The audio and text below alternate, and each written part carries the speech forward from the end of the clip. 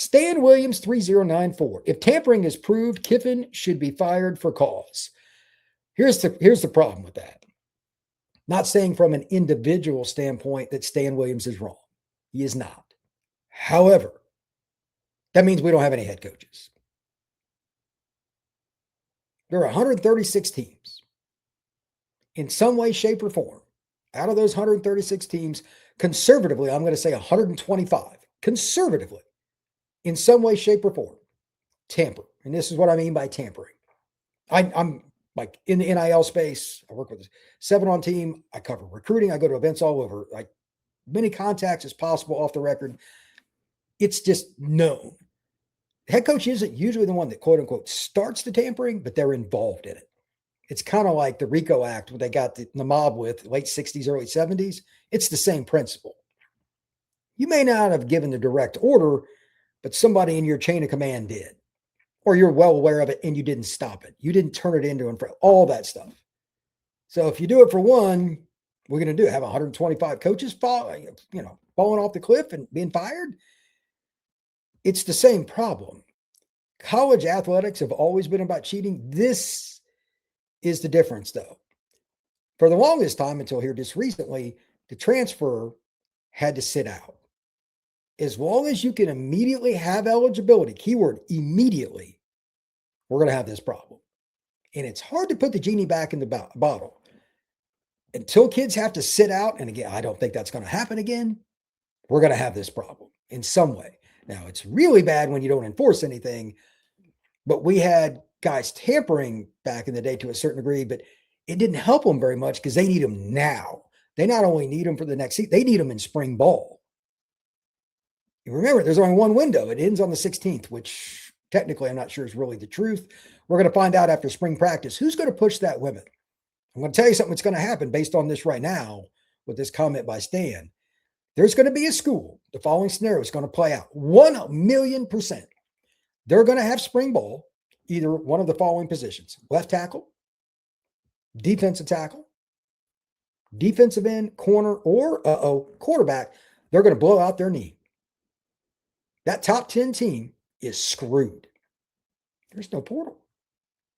The next guy up, yeah, he's technically the starter now. He's not ready.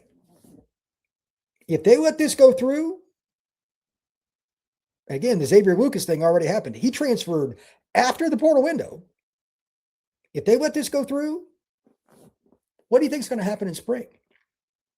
You think only one guy that's a key player is going to get hurt in spring? What if some guy's just totally ticked off and he was your key middle linebacker, D tackle, whatever? He says, screw y'all. I'll sit out next year. I don't even care about the portal. I'm just going to sit out. You still got to coach that team, and whether it's fair or not, boosters are not realistic, by the way. They're going to hold you accountable to your record. That's just the way it is. Do you really think they're just going to sit on their hands at school X, whatever program that is? No. They're going to try to get somebody. They're going to test that rule that there's no spring window. It's coming. It's coming. Will the NCAA or anybody, for the love of mankind, do anything about it? I say no, because I think most people are just completely chicken, you know what. That's my opinion. Prove me wrong. And here's one extra thing, because I'm in media. I'm just gonna say this. Not going to name a school, but just pick one in your own head. Doesn't matter. This scenario plays out, and it's obvious what they're doing. How many local, keyword, local media members of whatever that school may be will call out the school in the local paper, the local radio show, I mean, like in the city, like they're the guy that sits in the front row at the press conference with that head coach, have the cojones to call them out for spring tampering if they lose a player for any reason, whatever it is, and it's a key guy. Sometimes you got to eat it because it's just bad luck. But will they?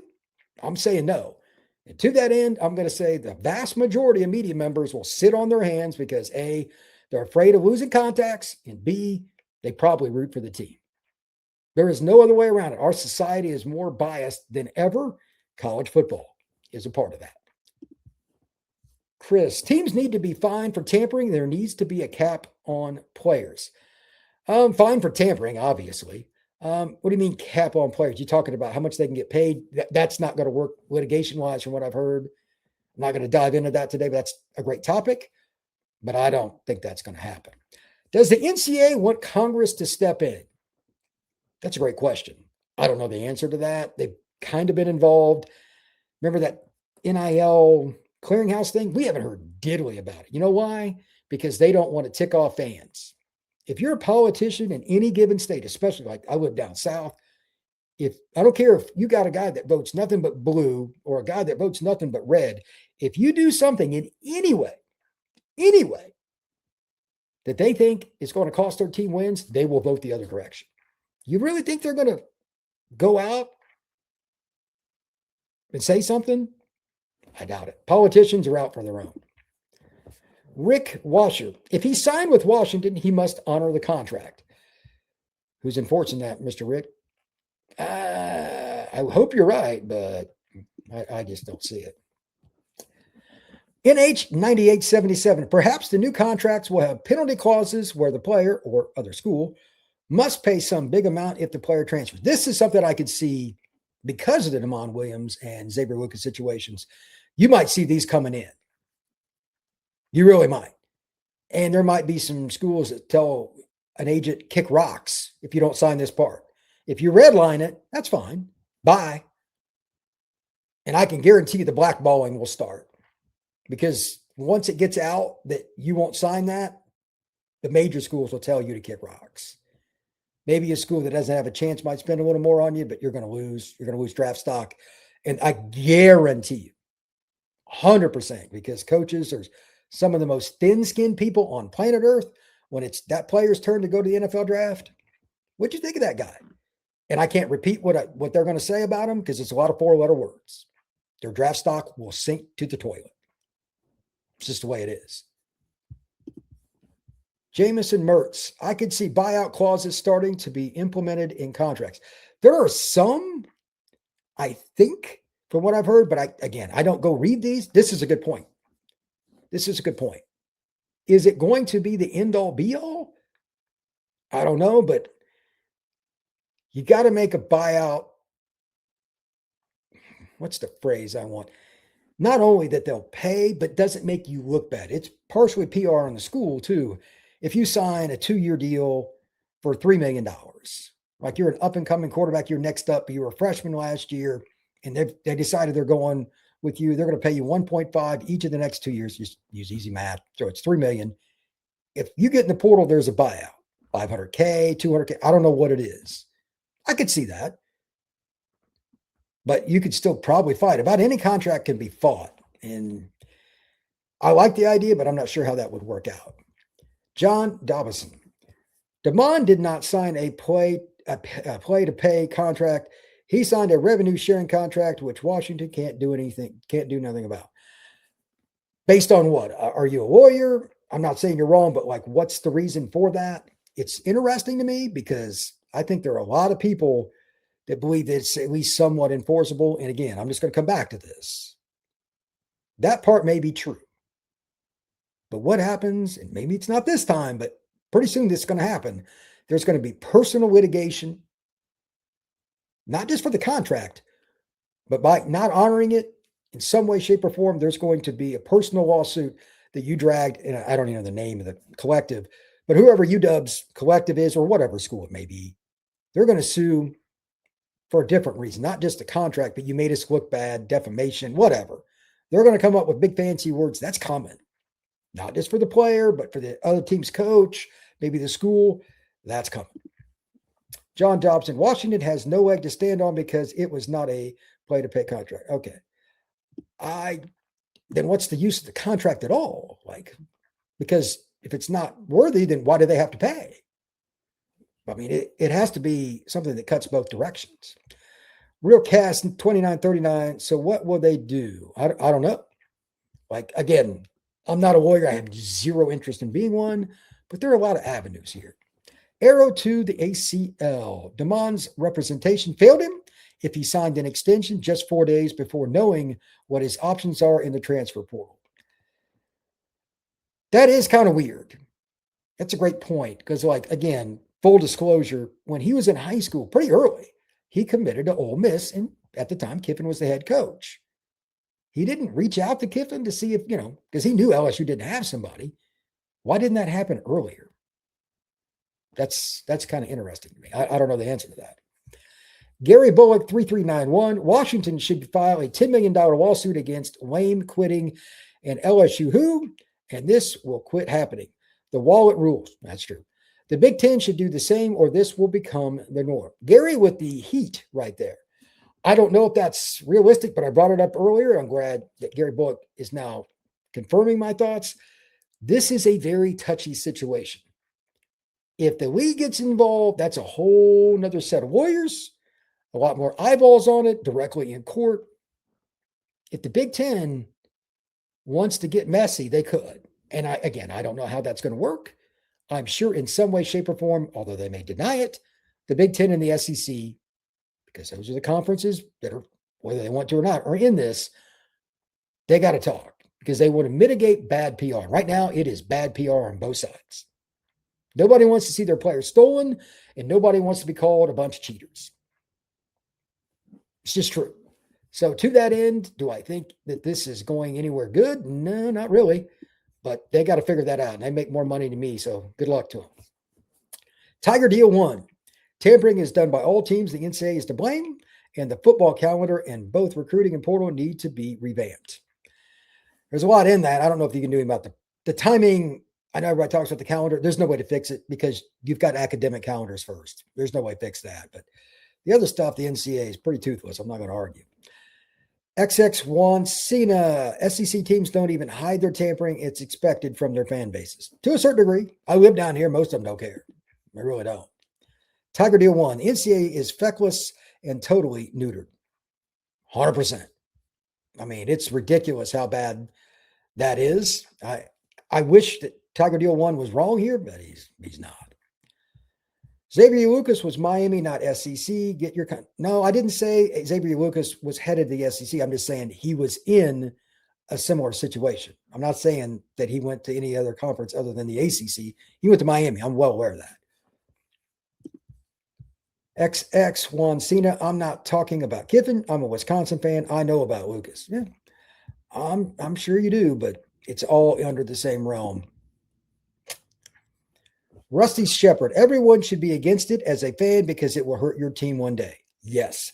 I also think any agent who would encourage this should be blacklisted and never allowed to deal with any school again. Legally, he can't really do that. But at the same time, there are a lot, I know this flat out. There are certain guys that teams won't deal with. I already know that. Like, you can call them. That doesn't mean they have to take your call. So it is what it is. Real Cast 2939. Once they start enforcing that, players will unionize and game over at that point. Can they? This is something I'm just asking openly. Why haven't they unionized yet? I'm openly asking. Because if I was a player, I know there's a group like I know that's trying to unionize, but why hasn't it happened? I'm really curious about that. It seems like it would make sense, right? But it hasn't. Tiger deal 1. Until there is a commissioner and the schedule is revamped, this will continue and only get worse, and the haves versus the have-nots will get worse. Fair enough. Arrow to the ACL. So Lane Kiffin tampers with demand within the 4 days after he signs the contract while heavily courting and making huge offers to Sorsby and Levitt. Doesn't make sense to me. This is the part I thought about, and I'm glad you brought this up, Arrow. I'm guessing that there, again, this is 100% speculation on my part, full disclosure, that at some point he spoke to Demond or somebody in his camp prior. Maybe Demond did want to do it. Maybe he changed his mind. That's possible. I mean, he's human. He's allowed to change his mind. Doesn't mean there shouldn't be repercussions because he signed the contract, but maybe that changed. Or maybe it changed because LSU's offer also changed. Maybe they offered him $3 million. Maybe it was $3.5 million. Remember, allegedly, the contract for Demond with Washington is $4 million. Now there are reports that the offer for him to go to LSU, again, this is all alleged, is $5 million. That's another $1 million more. That's one number if I've heard. Maybe it's 6, whatever, but it's considerably more. allegedly. That could change somebody's mind. I understand. So, with that in mind, I hope people get as much money as they can, but I digress.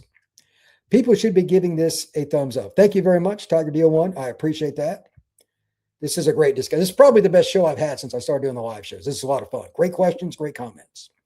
Jameson Mertz, 9033. I think Damon saw Sorsby get 5 from Tech and wanted a bag like that. That's fair. For whatever it's worth, if you want to go back and look at this, just forget the whole saga right now. Damon's freshman year at Washington, at the end of the year, he became the guy.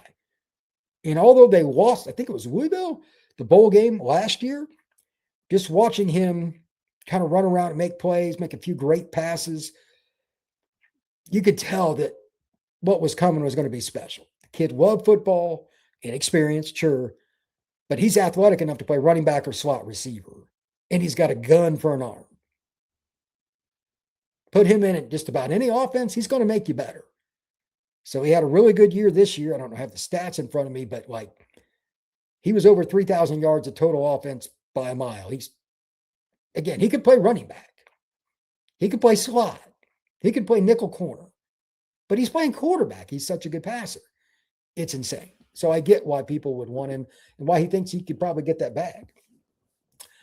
From Justin Indy Sniper. So if Damon gets out of his contract, what value does contracts even have moving forward? That's what I'm asking. Do they have any? Is there anything that we should have? I mean, what's going on? Like, what's the deal? So I don't know what the answer is to that. It's a problem.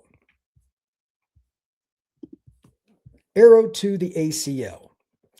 The contracts will change with huge buyouts, much like coaching contracts. Right now, it's just too new of a process. This might be one of the better thoughts I've seen in a while, not just this topic. Thank you for this one, Arrow. It's one thing to have buyouts in little parts of the contract, but if you know there's a chance of this happening, and I'm sure a lot of agents and schools, lawyers, seeing this unfold, they're already like, okay, we got to set this up. We got to have like a concrete plan for what happens amongst us. And we're also going to put something on paper that we're going to go by, a guide that we can loosely use into every contract. And every contract's a little different. But this is the baseline for what we're going to look for. If you're going to buy out, you got to pay this. They got to have like behind the scenes agreements, the lawyer, the president, the AD, all that, like, because that, whether it's fair or not, the president, everybody's got to be involved. When you're spending millions on one guy, yes, you've got to have contracts that have buyouts, and like you got to earn your way out. If you want to leave, okay, your contract's $5 million, you got to pay $2 million to get out, or whatever. Again, I don't know what the number will be, but this is a very big deal. Tiger Deal One. Damon saw that bag Sorsby was getting and was originally offered by Kiffin out of high school to Ole Miss, and now he gets to make 20% more. Yes, buyouts are coming for sure, 100%. Now, this part I like. I'm just going to bring this up, this little side piece to the money. If you're Damon, and he's very, again, huge fan. I'm not a Washington fan in the least, but because he's so good, when they'd come up, oh yeah, I would click on them just to see what he's doing. If you want 5 minutes, 10 minutes of fun, go to YouTube, type in Damon Williams. Just type in Damon Williams. I get it. He knows what he's capable of. So he was motivated. Hey, this guy's not better than me. I get that. I love the competitive juices. I'm not hating on Damon. But at the same time, that money, like, it could lead you in the wrong direction. He'd already signed the deal. So there's two sides to that coin. Justin Indy Sniper. Can they legally enforce buyouts with players as of now? That's what we're trying to figure out. I'm kind of thinking no. If so, why hasn't it been done already? I think we're on the same page there, Justin. I'm not sure you can. And let's bring in something else. Every state is different. Where would the lawsuit take place? Or is it, here's a key word, not lawsuit as an individual, lawsuits. If there becomes a civil case in this, like they sue Kiffin, what if they go with an Open Records Act to try to get Kiffin in trouble? This is going to happen eventually too. 100%. If they go with that Open Records Act and he was contacting him on any phone of his family member, whatever, that's going to get ugly. It's going to get ugly. Just saying. So, with that in mind, I don't think they're super enforceable, but it depends on the state, depends on the specific judge. Like, it gets really dicey. Dame T. Walker, 5977. I'm probably on an island, but Wayne, as the villain, is so enjoyable. Guy signs a contract, and Wayne said, "To hell with your contract. We have $6 million for you." I guess Wayne likes to be the bad guy to a certain degree. Maybe not as much as he used to. He's a lot more mature than he used to be, but still, at the end of the day, I think you got some truth in that statement. Arrow, the state of lawsuit is filed in. Okay. So what he's talking about, since Washington filed it against them, like right now, to my knowledge, it's against Demond and or his agent / the company. I don't know which one it is. But let me ask you this. If, again, I don't know if it's University of Washington or it's the group of boosters, the collect, whatever. If they go against Kiffin, does Kiffin have to go up to Washington or do they got to go down to Louisiana? And it doesn't have to be this case because, again, this is going to happen over and over again. You can see this coming. If you do a personal lawsuit, like what is that? Not the player, but the coach that would be gaining the player, like for tampering. How does that work? I think that would be really interesting. Brandon White, Y1M. I'm an LSU fan, and I don't love the optics of this. I wouldn't want someone to sign with us, then leave a week later. I realize there are no major obstacles to close the loopholes, but that's a very fair way to look at it. Obviously, you want the best player for the Tigers. 100% get it. But again, I'm just going to say the following out loud. Most of you probably know this. Humans can tend to be vindictive when money's involved or something they're passionate about, politics, family, their favorite team. In this case, I'm going to tell you something that's going to happen to Kiffin. 1,000,000%. Fair or not, this is about to happen. It probably has to a certain degree anyway. He's going to get blackballed, even if it's privately. 7-on-7 coaches, there's going to be trainers, whatever. He's going to tick off some people, and it's going to cost LSU. Now, may not matter because LSU is such a powerful machine, but that's going to happen. People have judgments and opinions. Tiger Deal 1. Also, the mid-tier schools like Colorado will have more boosters that will just say, no, thank you. Cuban is bankrolling IU. That is true. And Signetti has proven he can coach. They will be in the mix going forward. That's a great point. The schools that are more likely to not worry about are the ones that got big bankrolls that are winning right now. The haves, have-nots, like Indiana's obviously jumped into that. I could see that being something that gets discussed more. Brandon White, Y1M, something needs to happen, 100%. Justin, Indy Sniper. What about enforcing tampering rules? What a great concept. How do they fairly start enforcing them when most teams already violate them? Great question. Or do they just make an example of someone and go from there? To that point, your last one is the simplest point here. Somebody's got to be number one. Like there has to be a first. In whatever school that is, if it's LSU or anybody else, that fan base is going to do this. Why us? There's no way around it. You have to start somewhere. And let me be honest, does anybody really think that the powers that be really like Kiffin's attitude, like the way he tweets, etc.? Sometimes it's funny, but some of the things he says in the past, like those are all right. When he was at Tennessee, when he was at SC, that's going to follow him the rest of his life. And again, he's a lot more mature publicly than he used to be. But a lot of people don't like him. I don't know him personally. I've never met the guy. But a lot of people, I can tell you, in the business and recruitment, don't like him. I wonder if LSU will get hit because people don't like Kiffin. I wouldn't be surprised because, again, bias, we all have it in some way, shape, or form. That's a factor. Justin Knox, 6890. If you're going to punish LSU, punish Twitter, every team for doing this, because I know for a fact LSU is not there 100%. As I said earlier, I don't know when you came into the chat, Justin, there are, I think it's 136 teams, somewhere around that in the FBS. My conservative estimate, just to reiterate, this is from firsthand knowledge, conversations with coaches, players, they're getting the money, all that. About 125 head coaches in some way, shape, or form are involved. Either they A, know about it and didn't do anything to stop it, B, were directly involved, or C, both. You're going to fire everybody? You're going to reprimand everybody? They don't have enough agents. That's one of the other problems. And to that end, even if you're a school that doesn't want to cheat, here's the other problem. Your boosters, your president, your AD, they expect you to win, obviously. But what if your arch rival is just blatantly doesn't give a, you know what, we're cheating? Do you think your fan base is going to give you a pass? Your AD, your president? No. Puts those guys in a really awkward spot.